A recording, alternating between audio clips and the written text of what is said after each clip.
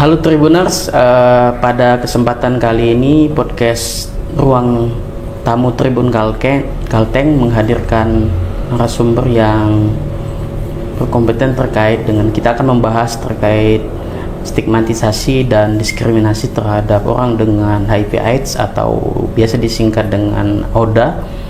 Nah, pada kesempatan kali ini saya sudah menghadirkan narasumber di studio, Bapak Dedi, Sarjana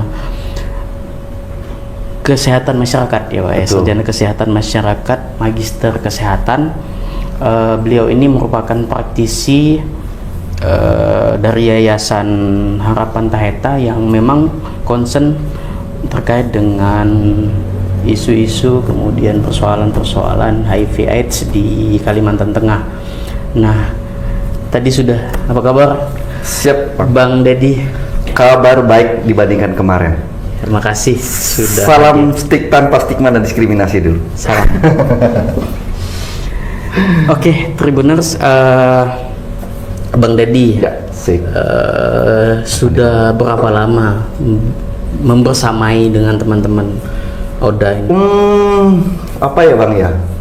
Nggak lama juga sih Bang. Saya dulu di Jakarta dari tahun 2000. Saya dulu maling sebenarnya. Mantri keliling. Siap. Sarjana Kesehatan. Jadi lanjut lah, capek saya jadi perawat terus Bang. Jadi akhirnya saya melanjutkan pendidikan, sampai akhirnya seperti yang Bang bilang, sebenarnya saya malas mengangkat titel-titel ini. akhirnya ini aja rekan kerja aja, Pak, angkat titel ini Kalimantan Tengah. Kalau di Jakarta tuh nggak ini lagi gitu. Akhirnya ya udahlah, tapi memang itu diperlukan juga. Saya memang seperti yang Abang bilang, saya memang praktisi kesehatan, aktivis juga. Saya lebih spesifiknya ke epidemiologinya. Oke. Nah, kesehatan epidemiologinya. Berapa lamanya saya bergelut dengan mereka? Saya waktu itu di Jakarta. Saya dulu kerja di Rumah Sakit Cikini. Oke. Nah, saya Rumah Sakit Cikini, terus di NGO juga. Sudah SN? Enggak, sudah NGO. NGO ya, sudah NGO, sudah selesai pendidikan, terus S2 juga selesai. Di situ ya, disitulah saya mengenal, pas menyusun tesis saya tentang HIV/AIDS. Nah, disitulah saya mengenal, dan di saat itu adalah saya bergelut di awalnya kok menarik gitu loh. Saya ingin mengajukan bikin proposal untuk mengajukan ke Global Fund. Nah, kalau Global Fund itu adalah pengelolaan pendanaan dari internasional, langsung di bawah naungan PBB dan UN, United Nations. Untuk bidang kesehatannya adalah Global Fund. Makanya ada target Global Fund itu ada 3 Bang. AIDS, TB, malaria. GFATM namanya, Global Fund ATM, AIDS, TB, malaria. TB itu tuberkulosis ya? Tuberkulosis. Malaria udah tahu lah ya, nggak ada kepanjangan. HIV ya, HIV/AIDS ya, Human Immunodeficiency Virus. Nah, dari tahun 2005 saya bergelut di Sumatera sampai sekarang. 20 tahun ya? Kurang lebih lah ya. Iya benar ya. Lama ya. Iya 20 tahun ya. Nggak terasa juga saya. Sampai tesis saya aja pun saya lupa. Saya kerja tesis HIV/AIDS ya gitu. Jadi bukan kaleng-kaleng gitu. 20 tahun. 20 tahun. Apa saja ya Bang yang apa ya, isu-isu diskriminasi ya, kalau kita paham kan ya, mungkin saya sendiri juga ya ada kekhawatiran misalnya, walaupun kita nggak tahu ya misalnya dia apakah dengan HIV atau enggak gitu ya, ODA gitu ya. Ada kekhawatiran, belum lagi misalnya terkait dengan peran atas sosial misalnya, bener. takut tertular, Apalagi yang lagi hot sekarang, inklusi sosial. Nah itu soalnya. Sebenarnya apakah ini memang perlu ditakuti atau memang bagaimana penyikapan kita sebagai masyarakat gitu? Justru sebenarnya saya mau membalik itu Bang. Oke. Membalik itu, justru yang ditakuti orang dengan HIV adalah itu, stigma dan diskriminasi. Oke. Yang mereka takuti itu gitu loh, sampai merinding saya. Kalau masalah bicara tentang HIV saya langsung semangat, tensi tinggi saya. Jengkel sekali saya. Apa sih yang ditakuti? Bang, saya ini pernah nggak cukup lama, 20 tahun ya bergelut ini ya. Oke. Saya pernah satu kamar dengan bule positif HIV. Oke. Dia cerita sendiri. dia dapatnya dari seks sama pasangan. Cowok. Bulenya cewek. Bulenya cowok, teman saya itu cowok. Okay. Satu kamar, pas di pertemuan. Karena setiap pertemuan itu pasti saya berpasangan dengan, karena kan sama-sama praktisi dan aktivis kan, ketemu nasional kan. Mau nggak mau kan, panitia bos. Ketemu harus satu kamar, nggak boleh kamar sendiri kan. Mampus nanti panitia Nah, satu kamar berdua, biasanya seperti itu gitu. Saya pernah satu kamar. Saya pernah satu kamar dengan transpuan. Tapi dia laki-laki. Tapi siangnya laki-laki, malam perempuan. Satu kamar. Tetapi apa namanya, mindset berpikirnya sudah baik kan gitu loh. Terus apalagi dengan Odip, saya sudah satu kamar. Jadi saya pikir saya cuma hanya belum satu kamar dengan abang aja kalau ada pertemuan gitu. Nah, jadi yang mereka takutkan itu adalah stigma dan diskriminasi buat diri mereka. Bukan buat kita, justru kita adalah yang menjadi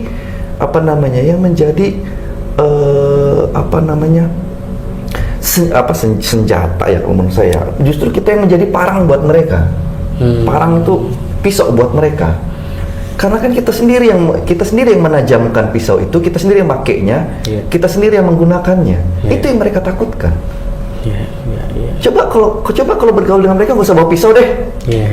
Itu aja. Kalau dari hati ke hati. Nggak usah dari hati ke hati, nanti jatuh cinta lagi. Repot itu. Jadi terus emang abang tahu?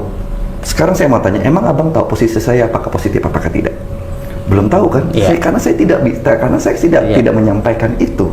Kalau saya positif, apakah saya bisa diundang di sini? Apakah saya bisa diundang ke tempat yang lain? Nah, seperti itu. Ternyata selama kita udah 2 tahun kita berteman ya bang ya. Nah, 2 tahun kita berteman gitu loh, walaupun baru 2-3 bulan yang lalu kita ngobrol gitu. Nah, nggak ada masalah kan? Nggak ada abang nggak terjangkit kan, nggak tertular kan? Padahal kita sering bersalaman, cipika-cipiki paling pernah, kan gitu. Terus masalahnya di mana? Ini yang membuat menarik dalam hal kita ingin bergelut dengan HIV/AIDS. Menariknya adalah kenapa saya suka dengan isu ini, dengan kasus ini bang? Karena dia masuk ke dalam ranah tatanan sosial. Nah, karena mindset berpikir di masyarakat, dikiranya orang dengan HIV itu adalah orang yang terkena dari kenakalannya, terkena dari sampah masyarakatnya. Karena kan ya penularannya kan cuma hanya ya melalui darah, cairan sperma atau vagina, darah dari suntikan dan dari air susu ke bayi, ibu ke bayi yang positif kayak gitu. Nah, terus lebihnya kan nggak ada. Jadi kan ini yang kalau narkoba suntik kan penyakit masyarakat.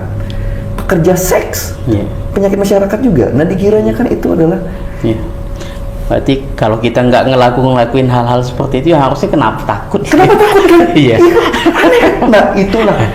Abang juga bertanya kan. Terus kenapa takut? Benar. Saya nggak habis pikir bang. Makanya itulah yang menarik buat saya. Ada kecenderungan ke arah nggak tahu. Saya ingin mencari benang merahnya, siapakah yang salah. Saya nggak mau cari salah benar, tetapi kita ingin lihat siapa dulu yang berperan untuk mengeluarkan isu yang seperti ini. Apakah isu dari edukasi atau promosi preventif promotifnya dari Dinas Kesehatan atau Kementerian Kesehatan yang mengeluarkan isu ini yang terlalu menghebohkan atau bagaimana? Saya kurang tahu juga. Pernah dapat cerita nggak bang, misalnya ya mereka diperlakukan tidak diskriminatif, tidak adil? Banyak banget diskriminasi gitu. Banyak. Misalnya dalam hal apa misalnya? Rumah sakit, puskesmas. Ini contoh, mohon maaf aja, banyak sering terjadi. Terkadang abang nih, contoh misalkan abang tenaga kesehatan ya, saya Odifnya. Bang, Pak permisi, saya mau minta obat. Kan harus cek dulu ya, tensi, cek laboratorium misalkan bagus nggak, fungsi hati, ginjal dan sebagainya. Oke, ini obatmu untuk 1 bulan ya. Nah, tapi sebelumnya ke sana itu ada peristiwa bang. Karena kan mereka tiap bulan ngambil obat. Tiap bulan ngambil obat, tukang parkir aja pun mengira mereka itu adalah Odif. Kok datang lagi ya? Jarang kan orang mau berobat lagi kan kalau sudah sembuh kan. Udah 2-3 bulan. Ini kok tiap bulan kok datang. Jadi Solo jadi tersangka aja, bukan suspek lagi, memang lu orang HIV nih, jangan deket-deketin deh. Selain itu, cleaning service. Iya, kalau abang kan bisa menjaga rahasia ya, tenaga kesehatan bisa menjaga rahasia. Tapi bagaimana dengan yang lain? Tenaga administrasinya, kok ini dapat terus ya? Kok obatnya ini dapat ini? Berarti dia HIV nih. Wah, nah disitulah nyebarlah. Padahal itu jaminannya ya. Itu jaminannya. Maksudnya jaminan nggak boleh. Itu salah satu contoh. Identitas ya. Betul. Itu salah satu contoh saja. Contoh kedua di dalam lingkungan kerja. Ini pernah sering kejadian saya dapat. Travel kirim obat tag travel. Titik travel. Kok obatnya ini terus ya? Manajer perusahaannya atau supervisor perusahaannya nanya, kok obat kirim terus? Bongkarlah.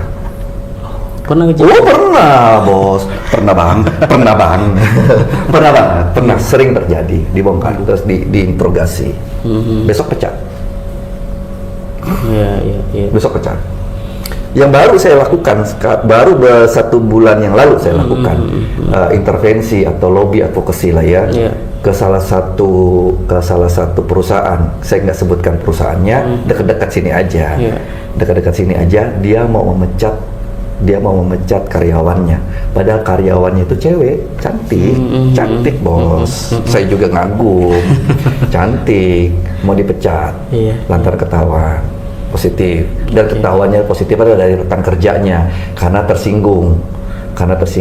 Bahkan kerjanya saudaranya juga, dia tahu bahwa dia positif, dilaporkan karena ketidaknyamanan kan. Karena ada masalah individual gitu loh, yang sebenarnya bisa ditutupi lah kalau di HIV. Ketahuan lah bosnya mau dipecat. Saya datang ke sana. Emang selama ini pendapatan Anda ini bagus dan ini. Ya terus dia sering ngebolos enggak? Masalahnya apa ya? Dia bisa beraktivitas kan. Yang penting asal dia minum obat. Dulu kurus, gemuk sekarang. Gemuk, bener-bener cantik, saya akui cantik. Dan dia tahu dari mana?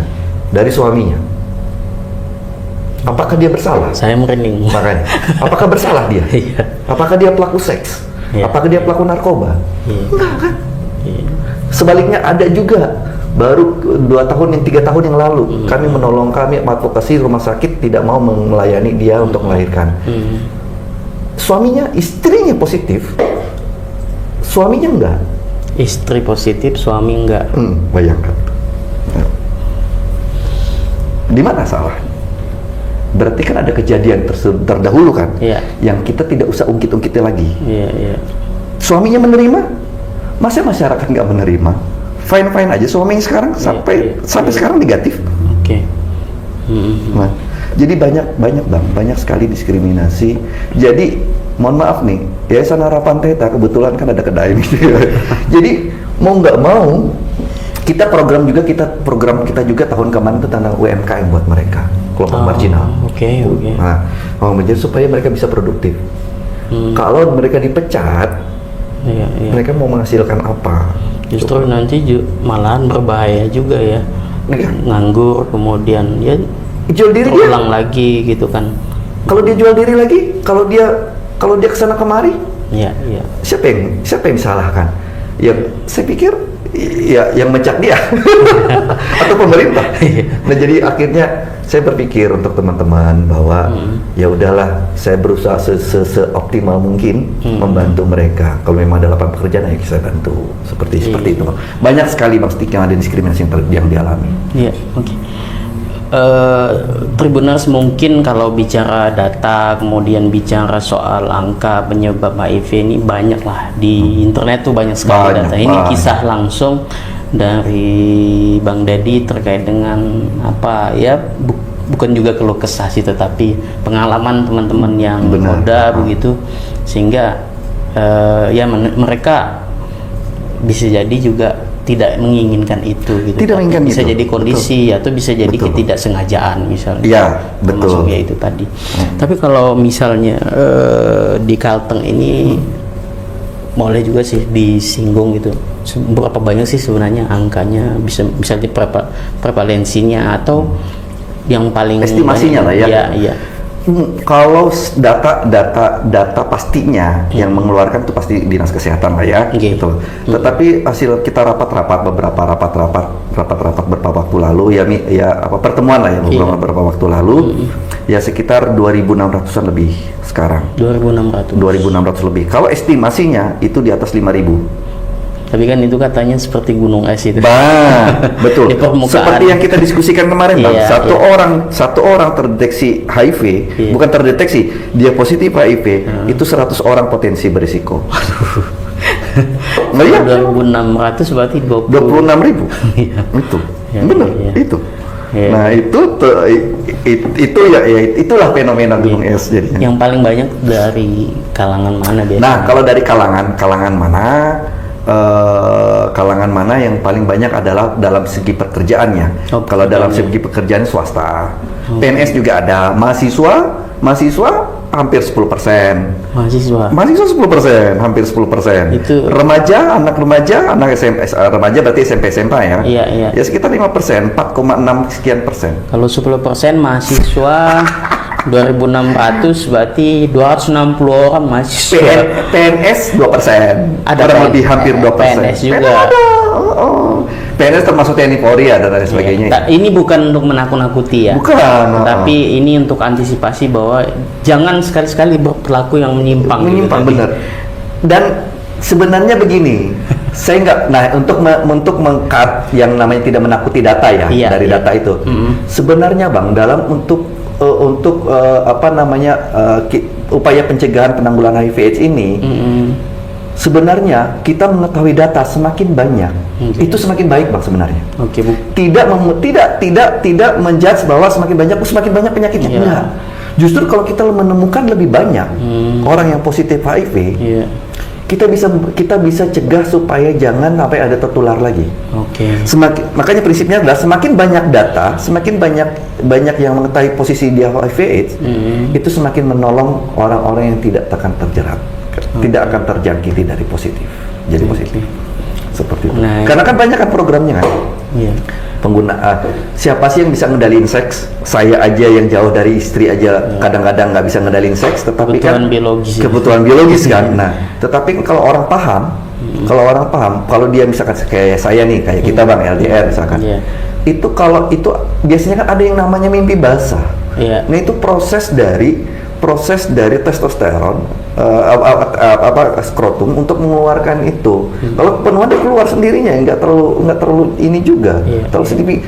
Jadi janganlah jajan atau dan sebagainya kan kayak gitu loh. Selagi kuatkan iman kan kayak gitu. Terus yang apa namanya yang kedua lagi kan ada obatnya.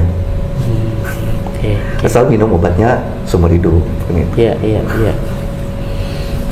Jadi itu tadi ya, sekali lagi saya sampaikan bahwa memang ini bukan untuk menakut-nakuti ya. Kalau bicara misalnya tadi ternyata semua kalangan profesi juga ada juga gitu kan. Saya ini mutar Bang, program kita tuh mutar dari Bali dan seluruh Kalimantan, Tarakan, Kalimantan Utara, Kalimantan Utara, Timur, Barat, Selatan, Tengah termasuk dan plus Bali program kita. Dari semua provinsi Kalimantan lah ya, dari semua provinsi Kalimantan. Tahu yang menggelitik saya di Tarakan. Di Tarakan itu ada loh, ada dan dia adalah salah satu leader di instansi pemerintah. Positif. Ada loh. Tapi ya itu hanya asumsi kita aja gitu. Leader. Dan bukan hanya di provinsi Tarakan aja, ada kok leader di sini, di Kalteng juga ada leader. Saya dan Abang kan leader juga. Bisa jadi potensinya kita kan itu kan Bang, hanya kita dan Tuhan yang tahu. Iya. Nggak bisa juga ngelawan takdir itu ya. Betul Bang. Walaupun kita bisa mencegah, tetapi ya kadang ada namanya manusia ya. Namanya manusia mempunyai kelemahan juga. Bukan mentolerir kejahatan. Iya benar, bukan betul sekali. Itu 2.600, 10% mahasiswa, 5% siswa SMP, SMA. Nah itu cukup banyak ya Bang ya. Itu yang menjadi PR saya juga Bang. Menjadi PR saya kenapa kita hitung mundur aja Bang. Kalau dari kelompok usia umur ya, yang paling banyak pengidap HIV itu dari umur 25 sampai 40 50 tahun paling banyak. Tapi kalau berdasarkan ininya ya berdasarkan ajas kelompok umur kan kumulatif 5 kan kayak gitu. Nah, tapi kalau ini saya simpulkan saja dari umur 15 tahun 25 lah, 20 tahun lah. Produktif lah sampai 40 tahun 50 tahun itu yang paling terbanyak. Sekarang yang menjadi pertanyaan adalah kita hitung mundur. Orang dengan HIV dia terjangkit itu antara 1 sampai 6 bulan window periodnya, masa jendelanya. Pas masuk ke AIDS itu 1 sampai 2 tahun. Nah, kita hitung mundur aja 20 tahun. Berarti kan 2 tahun sebelumnya kan dia sudah perilaku seks berisiko, perilaku yang menyimpang. Berarti kan dia dapat positifnya kan umur 18 tahun. Berarti ya SMP juga kan, SMA juga kan akhirnya minum obat sampai 40, 50, 30, 40 tahun dia karena dia minum obat terus kan. Dia akhirnya bisa bertahan dengan HIV-nya. Tapi awal pertama dapatnya kalau dia umurnya 20 tahun. Berarti kan dia berisiko 2 tahun yang lalu. Kita mundur, itu mundur. Kalau yang positifnya umur 15 tahun, berarti kita hitung mundur lah 1-2 tahun, berarti kan umur 14 tahun dia sudah melakukan seks atau melakukan narkoba. Beda halnya kalau positifnya kan dari ibu ke anak, ke bayi kan beda. Tapi ada itu ya, Bang? Ada. Tetapi sekarang sudah melandai untuk itu. Tetapi kalau tidak pengobatan, makanya Bang di dalam program HIV/AIDS di rumah sakit maupun puskesmas, setiap orang ibu hamil diwajibkan tes HIV, wajib hukumnya. Sebelum menikah juga mungkin ya? Sebelum menikah kita belum ada kebijakan mengenai itu. Kalau menurut Abang sendiri, apakah itu perlu, Bang? Kalau menurut saya tidak. Tidak ya? Kenapa? Karena itu juga salah satu ranah stigma dan diskriminasi buat orang. Ya misalkan kita dua Bang, misalkan Abang perempuan nih, tapi kebetulan sih cantik kan saya. Sekarang Abang perempuan, saya mencintai Abang, saya ingin ngelamar. Tetapi sebelum saya ngelamar itu dua ceritanya. Saya sebelum ngelamar Abang, saya nggak mau membuka status saya. Tetapi pas di saat kalaupun ada tes positif HIV di saat pranikah ya, saya tes, saya positif, apakah Abang menerima? Padahal kita sudah cinta mati. Pertanyaan besar kan itu. Bisa berlari, bisa menerima, kan itu. Yang kedua, saya mengaku bahwa saya positif, padahal kita sudah cinta mati. Sama pertanyaannya. Apakah lebih baik tahu nanti atau lebih tahu sekarang? Lebih tahu sekarang kan dibandingkan nanti pranikah sudah banyak mengundang keluarga, mengundang orang banyak, cetak undangan gagal, berapa duit yang keluar. Lebih kan tahu sekarang. Sama-sama terbuka, Abang terbuka, saya terbuka. Tapi kalau terbuka baju ya deh. Kalau bicara lebih spesifik tadi soal remaja, seks bebas misalnya, tentu itu satu di antara faktornya tadi ya. Betul. Banyak sekali mungkin ya dari situ ya.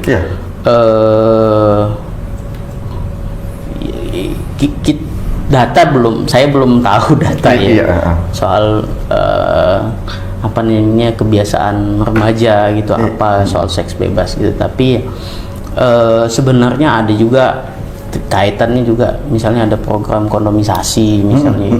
Kalau menurut harusnya bagaimana sih gitu?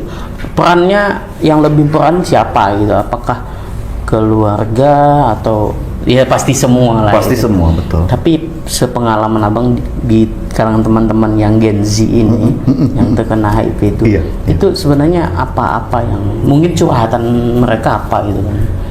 Sebenarnya Bang, kalau kebetulan kan, kalau Abang kan sering mampir ya ke kedai, kita ngobrol kan ya. Sebenarnya kebetulan juga saya ini nggak tahu ya, kantor kita juga tempat curhat nih.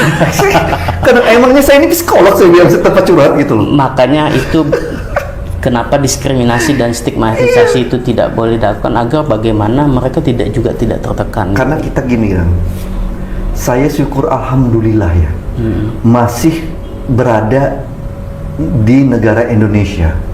Syukur alhamdulillah saya. Iya. Karena kan banyak juga tren isunya, ayo pergi dulu ke luar negeri. Kabur aja dulu. Kabur aja dulu kan gitu. Kabur aja dulu. Emang mereka pikir kabur itu menyelamatkan mereka? Belum tentu. Iya. Saya lebih senang dengan masih di Indonesia. Kenapa? Terkait dengan yang pertanyaan Abang, kita ini masih ada norma yang sangat-sangat kental di masyarakat. Iya. Terutama dalam norma agama. Kalau nggak ada agama, Bang, kemungkinan kita kayak sama di Belanda, mungkin sama kayak di Australia, bahkan sama kayak di Jepang maupun di Thailand, yang sudah melegalkan perempuan bisa menikah dan perempuan. Iya. Perempuan bisa, perempuan bisa menikah dengan, mohon maaf nih, binatang. Iya. Ada kan isunya kan gitu? Iya. Nah, kita nih bersyukur alhamdulillah masih ada yang menjaga kita, terutama Islam yang lebih mayoritas yang menjaga itu. Saya Kristen, tetapi saya menyukai itu. Iya. Kan ada norma yang melarang kita. Makanya nggak bisa dikibarkan bendera LGBT di sini. Karena tetapi ada juga jangan juga terlalu terlalu saklek untuk hal gen Z, entah gen Z, apalagi gen sampai ada gen alpha sekarang kan. Nah, seperti yang saya katakan tadi Bang dari awal, siapa sih yang bisa mengendalikan seks? Apalagi dengan teknologi sekarang. Mungkin abang kita dulu ya Bang ya, nggak ada teknologi ya. Kalau manggil teman, Dedi, keluar yuk main kan ya gitu. Sekarang WA aja udah keluar. Kemana? Ada ke teman-teman, kita nggak tahu tujuannya kemana. Iya kan? Nah terus saya lebih condong karena seperti itu. Ya udah, kondomisasi. Yang sebenarnya kondom itu adalah untuk kontrasepsi. Tetapi harus dilihat juga, kondom adalah salah satu penyelamat sekarang untuk supaya tidak terjerat dalam hal namanya HIV/AIDS. Banyak kok, bukan hanya HIV/AIDS aja, sifilis, penyakit infeksi menular seksual. Ya kan? Mungkin para orang tua nggak tahu bahwa anaknya pernah kena sifilis karena nggak kelihatan kena genderuwo kucing mana. Kan gitu, apalagi kena HIV. Kuncinya itu ya disesuaikan dengan kondisi. Makanya Bang, nggak tahu kapan ya mulainya. Saya setuju dengan kalimat Abang, kondomisasi tanpa ada sesuai dengan kondisi, berarti kan tanpa ada seruan. Kan sudah kondomisasi sekarang, nggak ada seruan. Buktinya, mohon maaf nih, salah satu minimart menjual kondom bebas. Artinya dilegalkan juga. Kan? Masalahnya di mana? Jadi baik itu para pendeta, alim ulama dan sebagainya. Saya cuma nggak usah terlalu mensaklak. Mohon maaf nih, saya bukan yang enggak. Jangan terlalu mencakap, nggak boleh ini, nggak boleh itu. Iya, pada saat berpidato, iya. Tetapi fakta, ekspektasinya ya, realitanya. Banyak generasi muda yang seperti saya ceritakan ke Abang, kita hitung mundur aja kayak gitu. Jadi ya udahlah, kita harus siap, suka tidak suka, mau tidak mau kita harus siap. Seperti yang Abang bilang, pasti sudah banyak lah yang mengatakan benar-benar faktor keluarga, orang tua menjadi dominan utama untuk bisa mendampingi dan mendidik anak dengan baik. Bukan dengan benar ya, dengan baik. Kalau benar ya selalu benar aja orang tua ini, nggak pernah salah. Dengan baik aja. Justru itu yang tiba-tiba di keluarga baik, tapi di luar ya sangat baik. Pengekangan gitu. Pengekangan. Nah itu juga nggak boleh Bang sebenarnya. Saya dengan anak saya nggak pernah mengekang. Silakan, lu mau apa? Silakan. Sangat penting sekali komunikasi dengan anak. Sangat penting dimanapun mereka berada.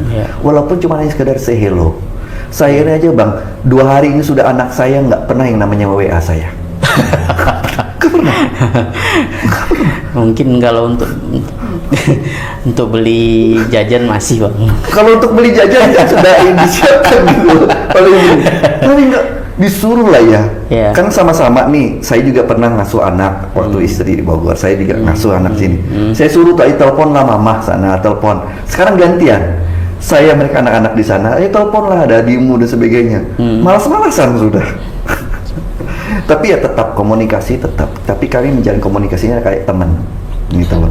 Nggak ada atasan dan bawahan, nggak ada anak dan orang tua, tetapi kami sudah bentuk yang namanya rule, aturan dan sebagainya. Kita harus membentuk itu dari kecil, jadi sudah terpatri itu, jadi tertata, jadi enak gitu. Tapi tentu setiap keluarga berbeda pola. Ya, benar. Tentu, tapi intinya itu tadi komunikasi aja. Komunikasi, kemudian jangan diskriminasi. Benar, jangan diskriminasi. Betul. Boleh melakukan, tapi ya ada batasan masing-masing. Ada batasan, benar.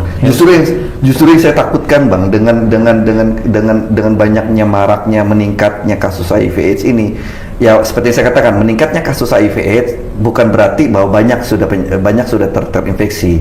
Ya mungkin itu sudah salah satu titik jenuhnya virus ini kan mendapat kasusnya. Tetapi kalau kita melihat penyebarannya makin banyak, kan gitu. Yang saya takutkan adalah yaitulah mempunyai anak laki-laki dibandingkan perempuan. Oke. Saya lebih takut bahayanya laki-laki dibandingkan perempuan. Ya. Ini ngobrolnya Tribuners asik. Mungkin sudah 30 menit lebih kali ya, Bang. Saya nggak ngelihat jam. Tetapi selain tadi ya banyak lah preventifnya, tadi sudah sebagian kita obrolin juga. Hal yang paling mendasar yang perlu dilakukan oleh ya mungkin pemerintah, kemudian juga organisasi masyarakat, kemudian juga keluarga tadi juga sudah disinggung. Apa yang harus dilakukan?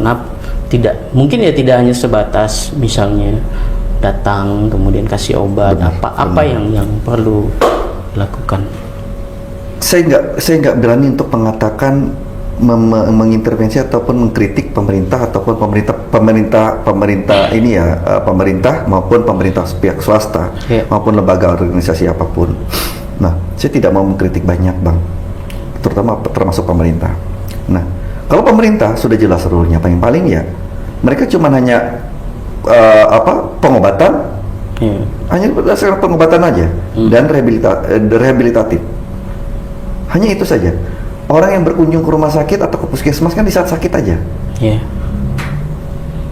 Nah, tetapi coba sekali lah melihat, jangan melaksanakan kegiatan kesehatan itu cuma hanya di hilirnya saja. Berarti kan sudah terjadi. Cobalah dilihat ke hulunya. Kalau saya sarankan adalah kencangkan promotif dan preventif. Contohnya, Bang? Contohnya, ya tidak mesti harus nyebarin brosur. Kami sudah kok penyuluhan gitu kan ya. Kan biasanya kayak gitu. Pasang template. Nanti akan selalu begitu. Kan selalu begitu kan. Kalau mata anggaran, Bos. Kan selalu kayak gitu. Itu kan metode zaman purbakala lah kalau menurut saya. Pendekatannya kan sekarang lain.